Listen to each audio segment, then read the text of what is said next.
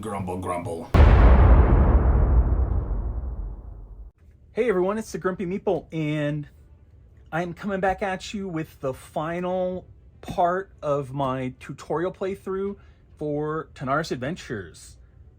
We stopped basically right after the last quest ended because I was super tired and burnt out, and now we're picking it back up because I'm feeling better, and you can see a lot's changed here. I've kind of moved around my character boards. I've got my cards phase 1 organized. I have more dividers coming that I'll need to really get them in there. And we're in the city book, basically, on the warriors phase. So we talked about last time about how at the 1 point level, which we are at, that Sidura, the captain, wanted us to help her build an unofficial resistance within the resistance, which I don't really know what that means, but okay. Yeah, and so right here, and he says, help the city grow to a point where it can defend itself. We can't expect the Kemet to remain unaware of it for much longer. Talk with Zalir Draconis, he's involved with it. So the character deck and the city map are unlocked. Read part 2, chapter 9 of the rulebook. So, pop over here. Yep, here we go. Okay. Just looking at.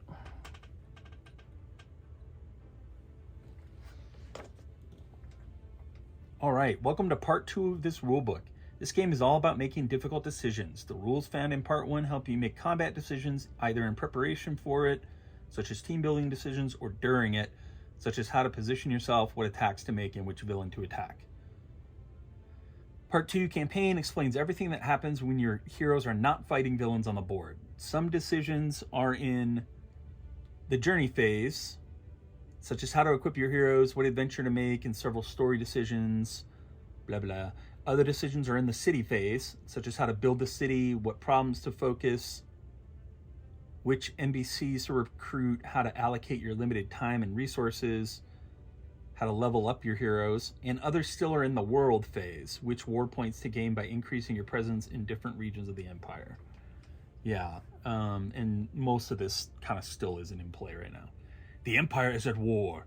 A mysterious species, the Kemet, came from the other side of the ocean to attack the continent. They have successfully conquered the coastal city of Fisherman's Wharf and established a base there. Their list of demands contains only 2 items. The Emperor and its army, the Iron Hand, the Empire and its army, the Iron Hand, must surrender so the Kemet realm can become rulers of this continent. All the so-called heroes must either die or submit to the magic Kemet ritual of obedience, as their participation in arena fights is a display of contentment with the imperial ways, and they hold the power to riot and create trouble. Oh, very interesting. Survivors, relatives, and colleagues of warfers, imperial troops, and refugees from the conquered city have set up camp a few hundred miles east of Fisherman's Wharf in the growing town of Warfugi. Classic. The situation was dire, and there was not much hope for victory until you arrived. A hero, one of the most powerful fighters of the continent, used to the intense arena battles, and with you others came, each with a unique agenda, such as rescuing family members, defending their homeland, or simply to avoid suffering the fate reserved for everyone who has once fought in an arena. Teams of 4 heroes are perfect for highly sensitive special missions called quests. Sneak around undetected, perform a difficult feat that requires an enormous display of power, and escape before overwhelming reinforcements arrive.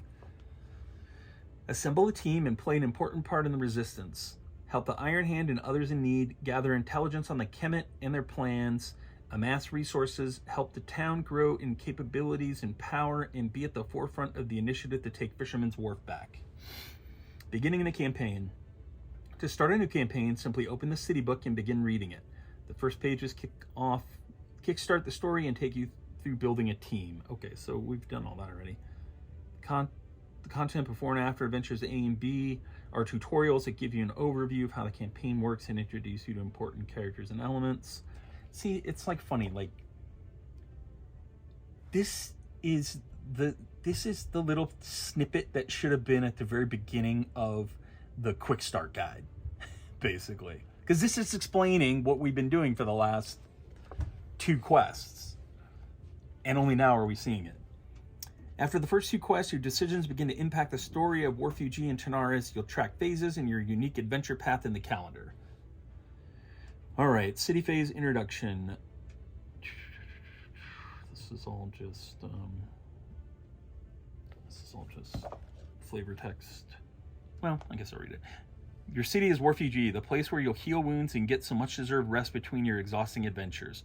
Located right at the center of your map of Otum Province, it is close enough to Fisherman's Wharf, the city under Kemet control, and many other sites where your missions will take place.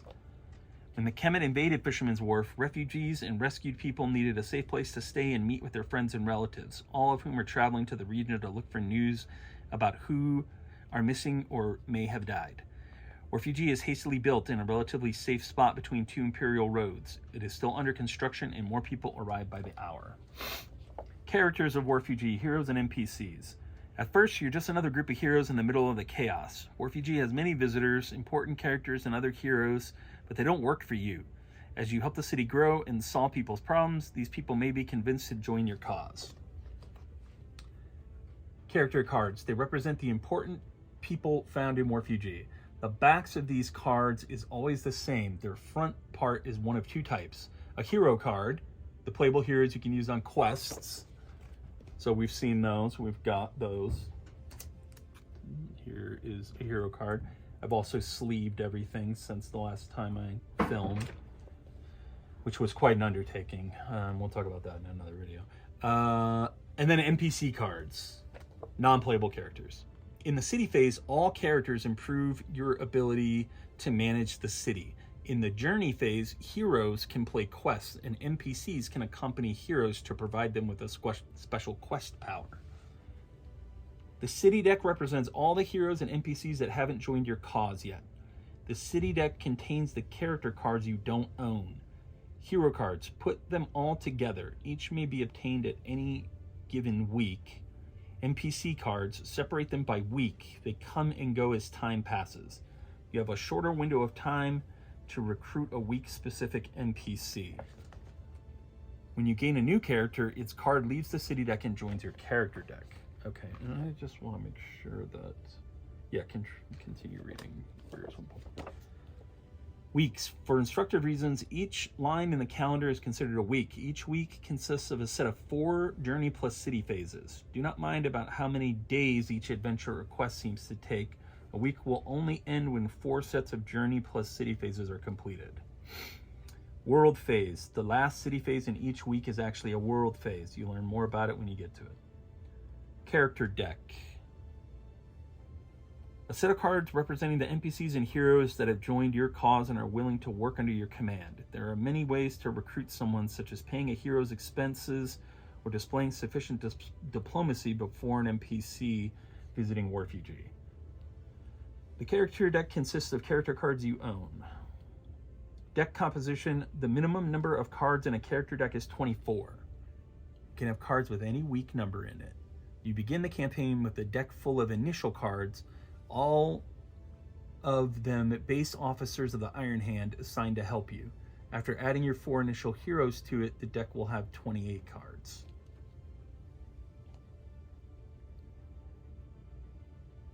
Okay, that makes sense. So maybe let's do that so that we can represent that.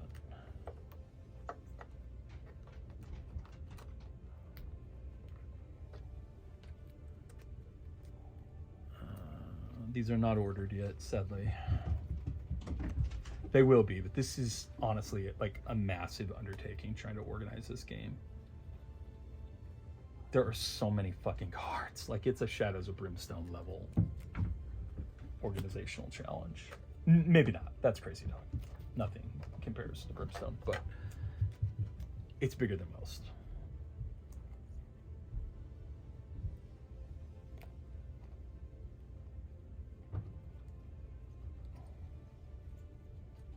So you can see these are all numbered by week, so I'm just going through and trying to find all the initial ones. I don't know how these got this mixed up.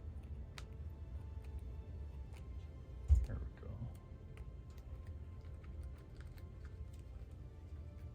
go. I just pulled them right out of the decks and sleeved them and stuck them in this stupid thing.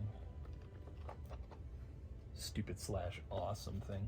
You know, one thing that's annoying that was confusing to me is the fact that the hero cards and the NPC cards share the same back. It makes a little more sense now, given what they're talking about, and also because I know that the heroes can essentially function as NPCs, or they can help the town in the same way. But initially it was confusing because I was like, wait, what the fuck?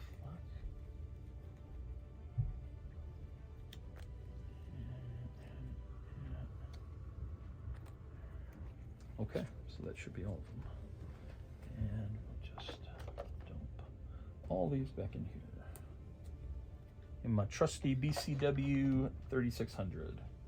I was worried that it was going to be way too big for this game. That was a hilarious underestimation of the complexity of this. Quite the challenge, even for one as gifted as I am at organization.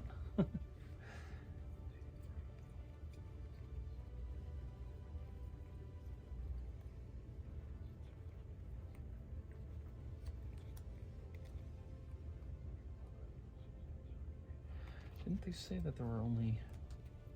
It's only supposed to be 28 cards. Did one slip in here somewhere? Yep. Oh, I see. Yeah, he's week 6. I don't know. I was looking in the wrong place. Boop. All right. So that plus these is our character deck for now.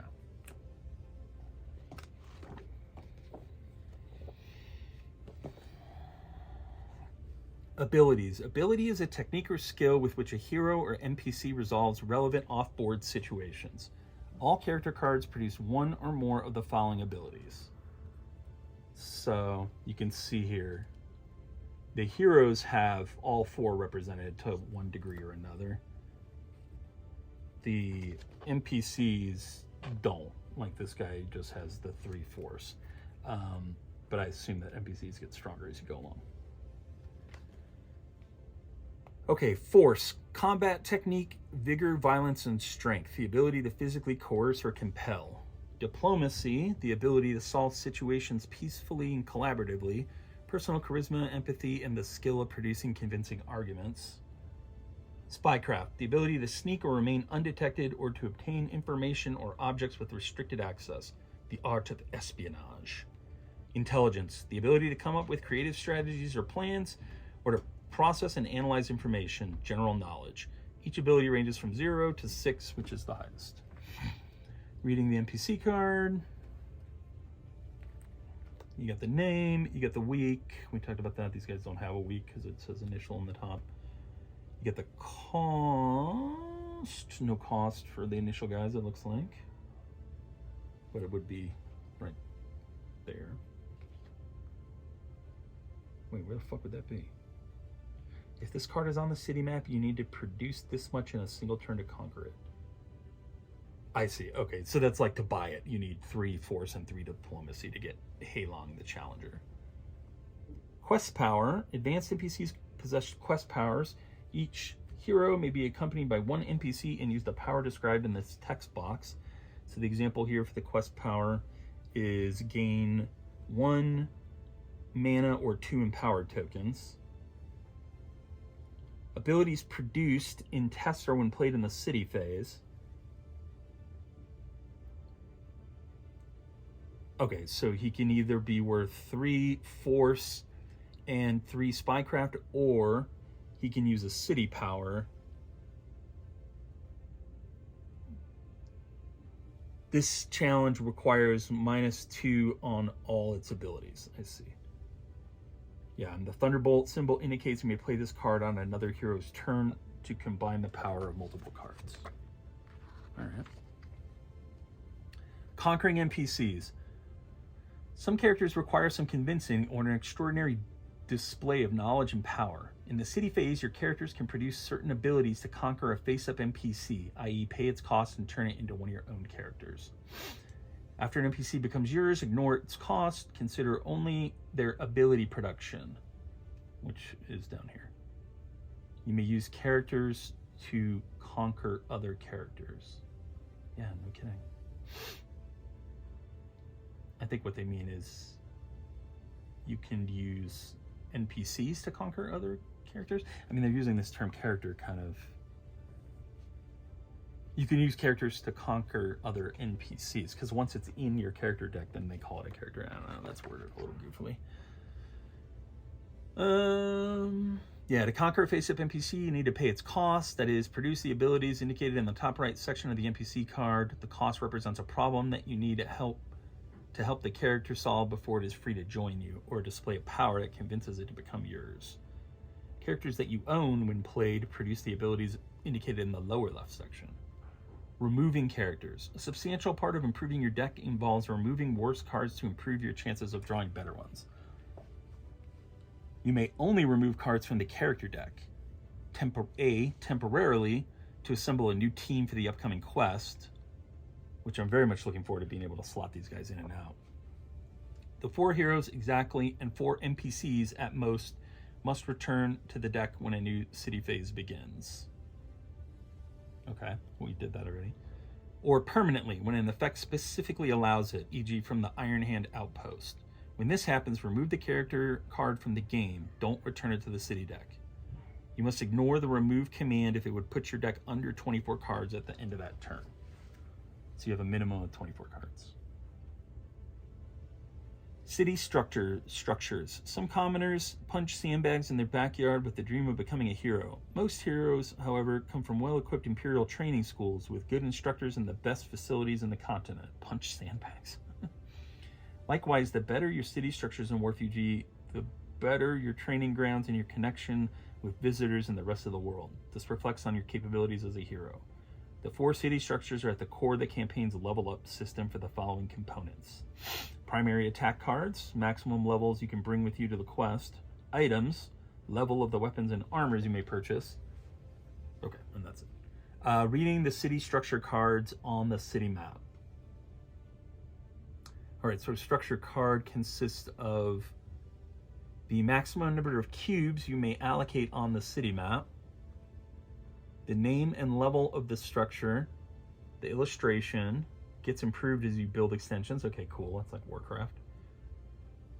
4, these combat roles can use primary attack cards of these levels. Okay, see, so it tells you can use 1-3, 1-2, and 2-1. The level and type of the item it may open.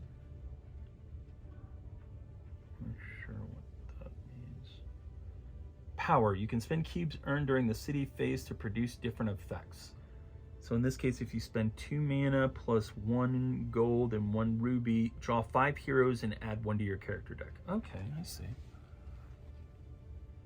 And so that's a structure card. On the city map, what you'll see are the abilities you must produce in the management game to gain 1 mana. Place gained cubes here that can be spent only on this structure. Okay, so that's like how you use the power, basically, or pay for it. Spend 2 mana to generate this resource down here. Oh, what does that fucking symbol mean? Open to bleh. To gear?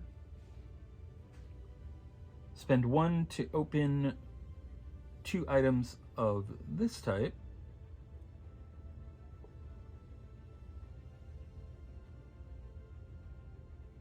Fuck. Okay. 2 mana gets you 1 gem, I guess, to generate this resource, yeah. D, spend 1 mana to open 2 items of this type. And E, spend 1 and these resources to upgrade the structure to the next level. So 1 mana plus 3 rubies plus 2 steel, and you can upgrade. You got the Tavern, Controller Tactician, kept by Sarah the Seer. You can recruit heroes here. The Weapon Shop, which is for brutes and shooters, kept by Zalir the Scholar. You can exchange items here. Natural Lab, Healing Commander, kept by Huridin the Druid. You can transmute resources here. And the Iron Hand Outpost for tanks and bruisers, commanded by Sidura the Captain. You can remove characters from your deck here. They are sent elsewhere. If you're playing the campaign's introduction, continue reading Warriors 1 point in the city book. So we'll come back over to here. Yeah, first your character deck contains only initial NPC cards, all of them in Iron Hand's troop. Grab the city deck. Is it called the city deck or the characters deck? Like, it's just like simple shit like that. City deck represents all the heroes and NPCs that haven't joined your cause yet. Okay, the characters that you don't own, the hero cards and the NPC cards. All right, so I might have to rethink my organization here. And I'm gonna hold off on grabbing that. Separate the week 1 NPCs. This first week, only these NPCs must be shuffled to appear face up in the management game. Okay. But I didn't think that we were actually doing the management game here.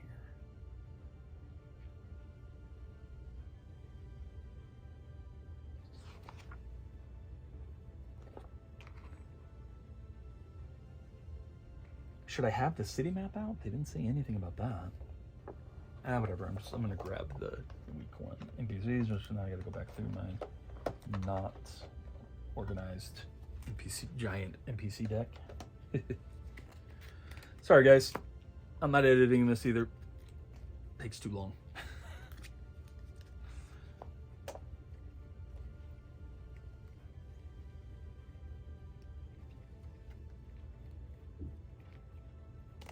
I did not say that.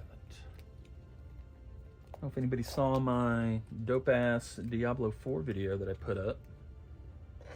A new era for the Grumpy Meeple. Video games. I've honestly just been playing a shitload of video games lately. And if I don't start putting video game content up, then y'all are gonna get a big bowl of nothing.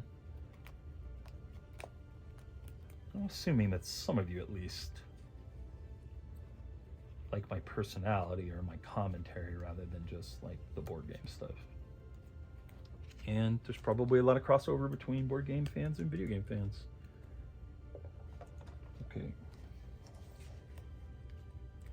So here are our NPCs. I don't know if I'm supposed to even look at that, so I'm not going to. Looting. What do you mean you haven't been looting your enemies? I understand these are critical times, but it is paramount to search their pockets and grab their magic items and weapons so that you can improve as heroes. Loot cards unlocked. You may earn them from now on. Sweet. And my loot cards are right here in this little baggie. I hope we can't see. Here we go.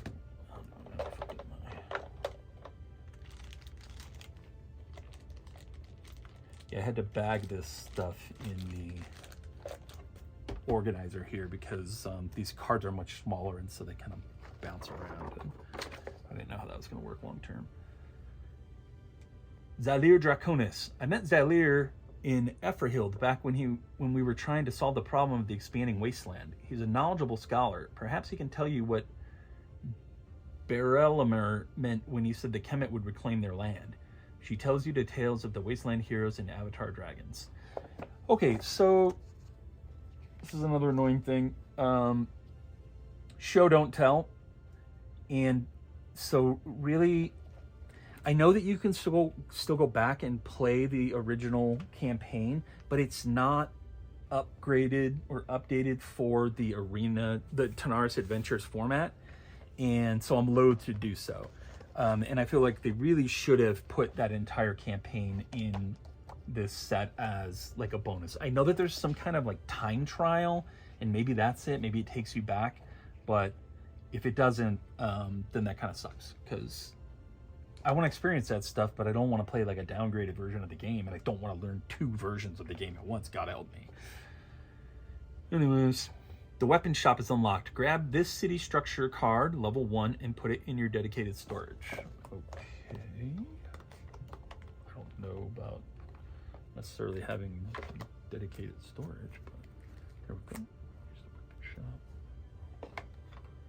And we've got our deck of stuff here. So we already had the natural lab, the Iron Hand outpost, and the tavern.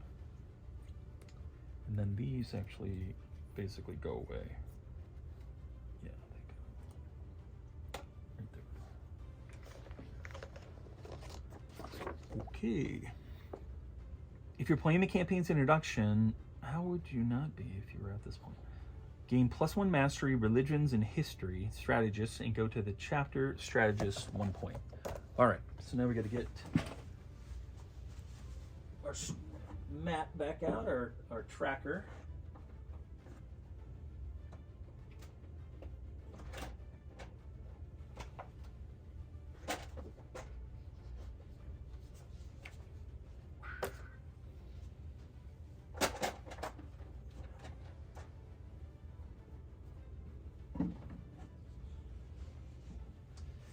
Just in case we end up needing the map, even though the diagram from their little document here expressly says you will not.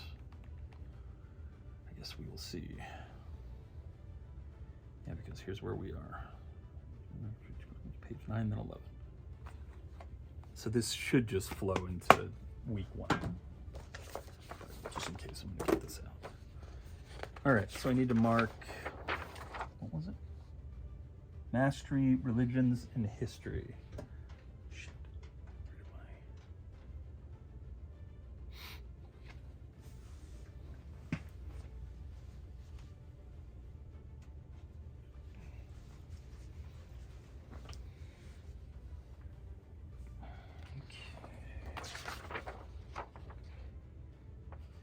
I have the hardest time. Yeah, here we go.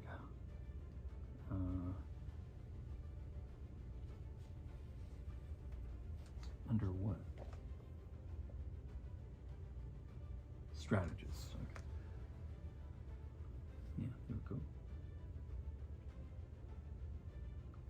Which triggers the star, which sends us to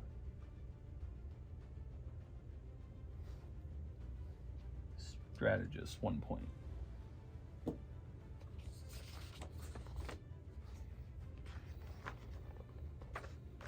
Go.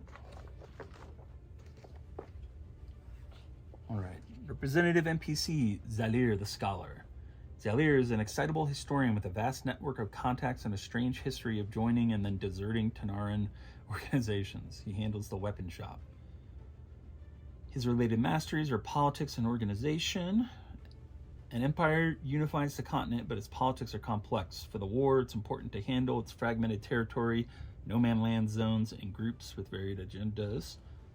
Religions and history, the Malkrothian curse, many times buried ancient secrets of entire regions and kingdoms.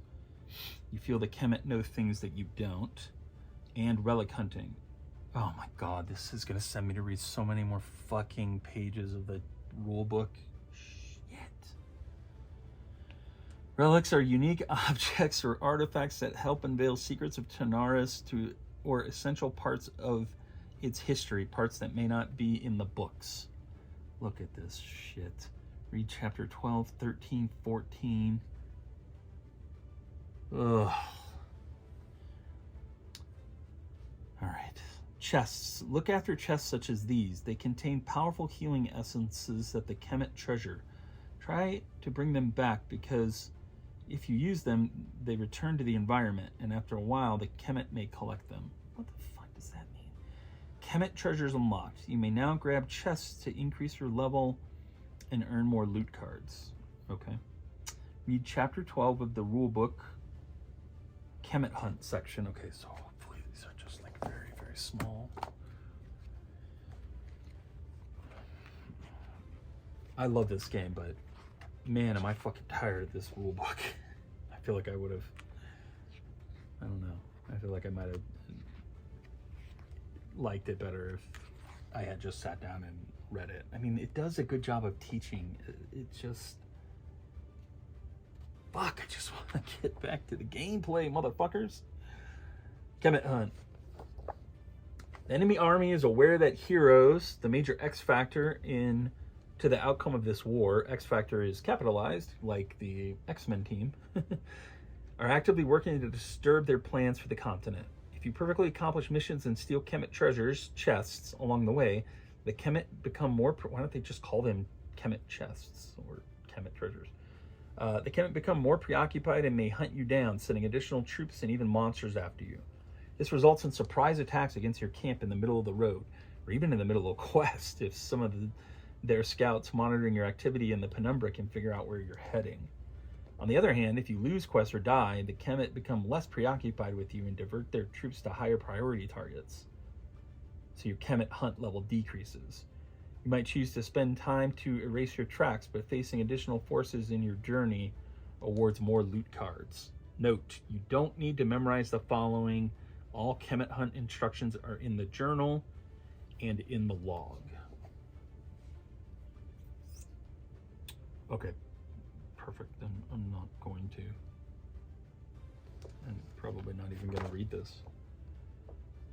Yeah, at the end of any quest, you gain X additional loot cards, being your current Kemet, X being your current Kemet hunt level.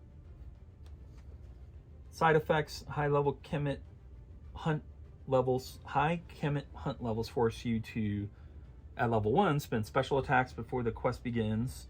Oh shit. Level 2 through 4, place additional villains or place some villains instead of others in a quest. Level 5, chests no longer appear on the board. Damn! The effects are cumulative.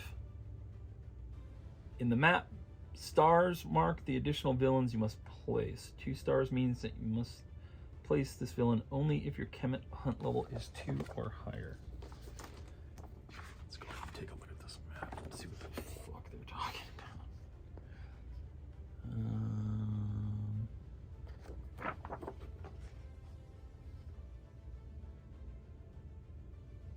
Yeah, man, I don't see this anywhere. I'm not surprised. Is that what all this shit is, maybe?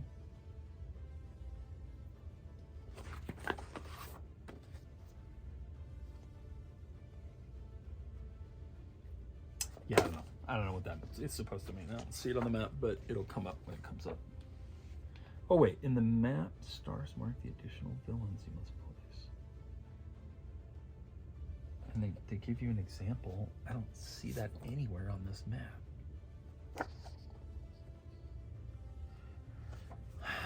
They probably mean the campaign log or whatever. Changing levels. Facing more troops mean you earn more rewards, but you can spend time to erase your tracks and make it more difficult for the Kemet to follow you. Kemet hunt level may change only after a quest ends. You may increase your Kemet hunt level by one if you won the primary quest and accomplished the extra challenge and didn't spend first aid tokens and open no chests. You may grab them, just not use them. You must reduce your Kemet level by 1 if you lose the quest or spend a first aid token. You may always reduce your Kemet hunt level as much as you want. Remember, you will gain fewer resources if you do, and you will only be able to increase it by 1 on each quest following the rules above. If you're continuing playing the campaign introduction, continue reading strategies 1 point for 10 seconds. 2 seconds. Read chapter 13 of the rulebook. Chests. Okay, thank Christ. Chests. You may grab 2 chests in every quest. They represent magic essences that the Kemet treasure. This had better be in that campaign log, because who the fuck is sitting here and going to remember, oh, I can get 2 chests. The hero within one of a chest may spend 1 movement point. I mean, it would be on the map, so.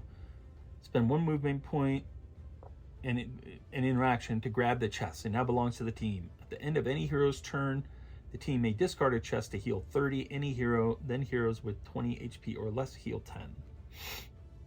Yeah. If you open a chest, you won't be able to increase your Kemet Hunt level after the quest ends. Back to the strategist 1 point. Calendar. Here, let me give you a calendar so that you can keep track of things. Calendar unlocked. Read chapter 14 of the rule book. Fuck you guys.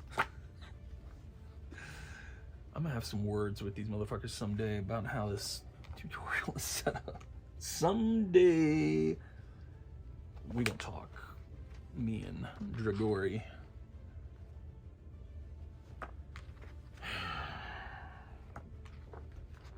Where?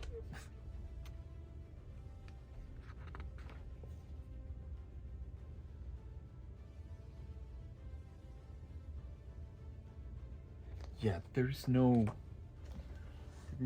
calendar section of the rule book. It says read chapter 14. In its entirety, we've already read quite a bit of this. I really hate the way that this stuff is. There's some major snafus with this rulebook. The phase calendar. You will need to take breaks during this very long campaign. I need to take breaks during this very long fucking tutorial. The calendar will help you. I love this game. I love this game. I am not hating on this game. I'm just saying, Jesus H. Christ. Calendar will helps you keep track of the very last thing you finished while keeping a complete record of your campaign for posterity. Yeah, okay, that's what a fucking calendar in a campaign game does. Great. All phases and their numbers are here in sequence. Register here the adventures and quests you've played. Take notes of your Kemet Hunt level. Track what activities must come next. City phase, world phase, or journey phase. A week has 4 journey phases. See the calendar. Play at city phase after the first 3 journey phases of the week. What? Oh, so what? You journey, city, journey, world? Is that the...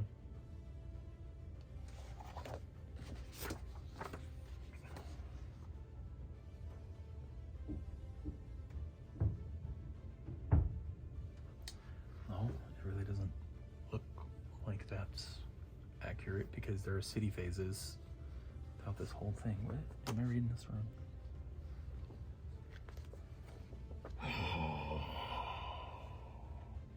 Play a city phase. Oh, god damn, this is worded so shite. What they mean to say is play a city phase after each of the first 3 journey phases of the week. After the 4th journey phase of the week, play a world phase and end the week. Yeah, so journey, city, journey, city, journey, city, journey, world. That is some shit ass wording. They need a fucking English translator on this. They should just honestly dump a bag of money on my fucking front door and I'll go through this whole thing and rewrite it for them because I'm doing it live on these goddamn videos anyways. Oh, good God. Adventure letter, quest name, and number. Write them down here only when instructed by the journal after the end of a quest. Yep. Okay, and then it's just telling you that, this is where you write down what adventure you're on. This is where you write down your Kemet Hunt level. And this is where you write down whatever the fuck that is. The phase.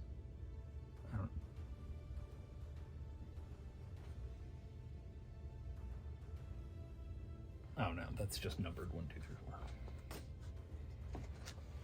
Get out of this hole. Alright, that's it.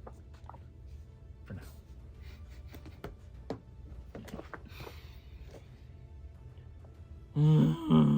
Mark the number 0 in the calendar's first Kemet Hunt slot. This is the only note you put ahead of where you stand in the sequence of phases. Okay, so that makes sense.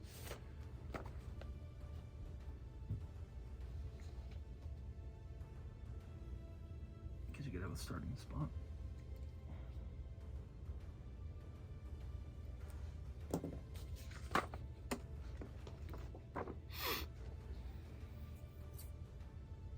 The first problems. I see you've met Sarah already. I paid her a visit too. She said that newcomers who come to her tavern have been reporting a spike in criminality on the imperial roads. Refugee is beginning to feel the scarcity of supplies. She's also worried about her friend Huridin, who still has not appeared. She's attending to his natural lab in his absence. We're worried about the state of things where Huridin lives, as there have been rumors about an undead infestation in Shortfall Forest. Grab adventure cards D and E. Note that you've skipped adventure card C. Such things will become common as you make choices that unlock different adventure paths. Okay, well that's interesting. Did they print an adventure card C? Because that would seem kind of weird and wasteful. Let's find out. Usually I would have this behind me, but Oathsworn is covering that gods be damned table. There is whatever. D and E. Because it doesn't seem like there would be a way to interact with C, because I'm going through a guided tutorial here, so if it doesn't guide me to grab that card, how would I ever see it? Maybe it's something about the outcome of the previous quest or something like that. Okay. Always choose the adventure you feel is your highest priority. You'll often lose adventure cards because time has passed and the problem they describe can no longer be solved. From now on, everything must proceed according to the cycle learned in the previous quest. Choose an adventure, read its chapter in the journal, play the quest guide. The books will always instruct you where to go next. That's beautiful. And, you know, to be honest, the game, those books do a really good job of guiding you where to go next, to the point where I'm not entirely sure that this tutorial is even necessary, because it seems, I mean, the tutorial to me, it has two goals: to teach you the basic rules of the game and to teach you the structure of it, of a campaign. And it seems like the campaign structure isn't something that you're going to have like learned, because every quest is going to tell you to go to the city book to do this, and then the city book is going to tell you to go do this. You can see here they even kind of do it here. Yeah, note that you still haven't played a city phase. This will happen after you play your first quest and gain loot cards. The campaign introduction ends now. Begin phase 1 by choosing one of your available adventures, D or E. Read, oh my god, read chapter 11 of the rulebook if you're unsure what to do next. Good luck. And that is it for our tutorial. Mama. That is a hell of a tutorial. Hell being the operative word. And chapter 11 just takes you back to like the journey phase basics, like how to set up, which I don't believe I need. And that will also be it for this video. What was the point of getting all these decks out of, you know, I'm just gonna have to break them up anyways, because I need my character cards back. I'm just kind of weird. I think they're just trying to show you. So the idea is at the end of the start of every city phase, you're going to pull your character cards back and you're going to put them into the deck, because they might have valuable abilities that you need during that city phase. Which is a fine idea, I say. But also a little bit annoying. Maybe organization can solve this problem.